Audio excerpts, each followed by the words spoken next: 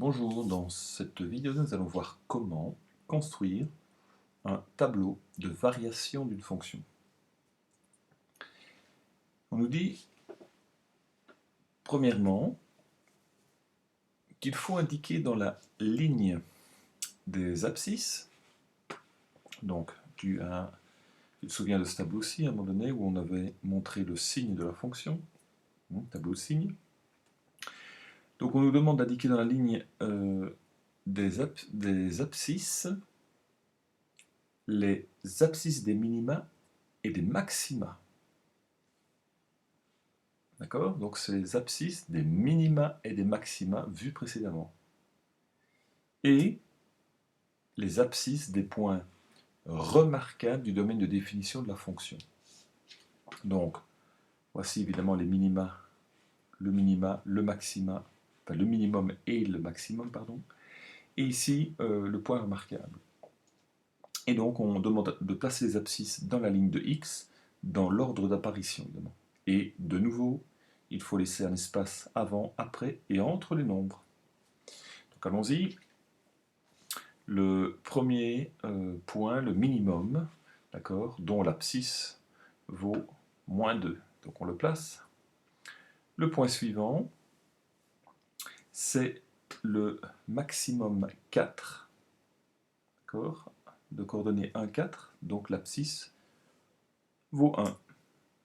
Et ensuite, le dernier, le point remarquable de coordonnées 5, moins 4, donc dont l'abscisse vaut 5. Que nous demande-t-on ensuite? Eh bien, on nous demande d'indiquer dans la ligne de f de x, donc f de x, rappelle-toi, ce sont les ordonnées, ce sont les images. On nous demande de placer dans cette ligne et en dessous des abscisses déjà notées, eh bien, les ordonnées correspondantes. Eh bien, donc pour le minimum, l'ordonnée correspondante à moins 2, eh bien, c'est moins 2. Pour le maximum, l'ordonnée correspondante à l'abscisse 1, c'est 4. Et pour le point remarquable, l'ordonnée vaut moins 4.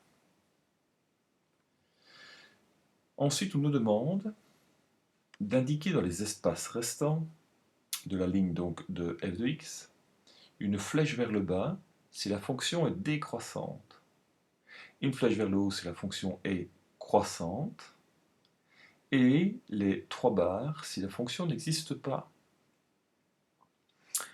Donc ici, eh bien, on avait déjà vu à un moment donné, graphiquement, quand la fonction est croissante ou décroissante, donc il suffit de simplement, à ce moment-ci, mettre les flèches qui correspondent à cette croissance, cette décroissance.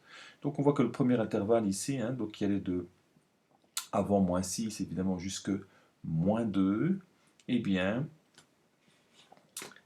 c'est une décroissance, et donc on met une flèche, ici, qui va vers le bas. Dans l'autre intervalle, de moins 2 à 4, eh bien, nous avons évidemment une croissance, d'accord, donc flèche vers le haut.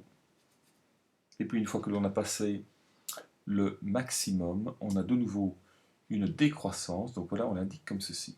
Et arrivé au point remarquable, eh bien, nous mettons les 3 barres obliques pour dire qu'ici, il n'y a plus rien du tout, que la fonction s'arrête. Et bien voilà, cette vidéo est terminée, on se voit pour la prochaine, à bientôt.